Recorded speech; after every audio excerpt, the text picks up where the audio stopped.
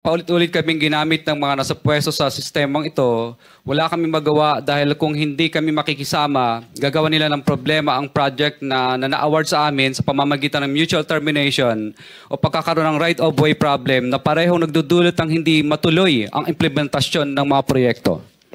Matapos naming manalo sa mga bidding, may mga opisyal mula sa DPWs ang lumalapit sa amin para humingi at kumuha ng bahagi niya sa halaga ng proyekto.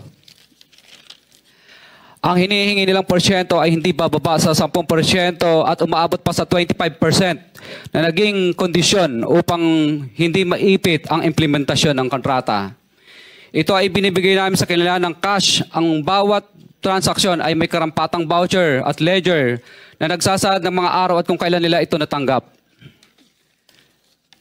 Ilan sa kanila ay sina Terence Calatrava, former Undersecretary of Office of the Presidential Assistant of the Visayas of the Philippines, Kong Roman Romulo of Pasig City, Kong Jojo Ang of Uswag Ilonggo Party List, Congressman Patrick Michael Vargas of Quezon City, Kong Juan Carlos Arjo Aitayde of Quezon City, Nicanor Nicky Briones of Aga Party List, Congressman Marcelino Marcy Teodoro of Marikina, Congressman Florida Robes of San Jose del Monte, Bulacan, Congressman Leandro Jesus Madroño of Romblon, Congressman Benjamin Benji Agarao Jr., Congressman Florencio Gabriel Bemnoel of Anwaray Party List, Kong Leo de Ode Tariela of Occidental Mindoro, Congressman Reynan Arrogancia of Quezon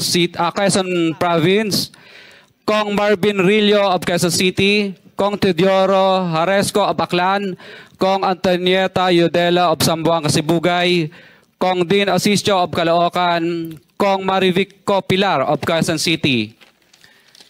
21. Mayroon ding mga kinatawa ng ilang politiko na nakikipagtakbo sa amin upang manghingi ng porsyento kapalit ng mga porsyento ng mga proyekto. Ang mga porsyentong ito ay 25% ay ipinipilit sa amin bilang karaniwang kalakaran na wala akong kakainang tanggihan. Ilan sa kanila ay sina Regional Director Eduardo Virgilio of DPW's Region 5, Director Ramon Ariola III of Unified Management UPMO, District Engineer Henry Alcantara, DPW's Bulacan First, Undersecretary Robert Bernardo, District Engineer Aristotle Ramos of DPW's Metro First, Pasig City, District Engineer Manny Bulusan of DPW's North Manila Deo, District Engineer Edgardo C. Pingol of DPW's Bulacan Subdeo, District Engineer Michael Rosaria of DPW's Quezon Second Deo. Karamihan sa mga kawani ng DPWs na nabanggit sa itaas ay paulit-ulit na binabanggit ang delivery ng pera ay para sa kay Saldico na dapat at least 25%. Si Kong Marvin Rillo naman ay ilang beses na binabanggit ang pangalan ni Speaker Martin Romualdez bilang kanyang malapit na kaibigan. 25. Sa tuwing umiinom kami sa Wine Story, sa BGC at sa Shangri-La Mall, sinasabi pa ni Kong Rillo na lahat ng kanyang request para sa pondo ay galing pa mismo sa unprogrammed funds at insertion na inaaprubahan ni Speaker. Ang tao ni Marvin Rillo na si Bogs Magalong ang pumupunta sa amin para kunin ang pera sa aming opisina o sa Wine Story. Si Kong Jojo Ang naman, lagi ring binabanggit sa lahat ng project sa kanya ay papondo ni Speaker at ni Saldico. Mataas ang hinihingi sa project, dagdag pa niya, hindi naman lahat ng pera ay para sa kanya, kundi para kay Speaker at kay Saldico. Sa lungsod ng Pasig naman, lumapit sa akin ang DPW's project engineer na si Angelita Garucha para kolektahin ang parte ni Kong Roman Romulo sa flood control projects noong 2022. Number 28. Pagdating ng 2025, si District Engineer Aristotle Ramos ang sumunod na nagpakilala na bagman ni Kong Roman Romulo kung saan 30% ang kanyang hiningi ay para kay Kong Roman Romulo.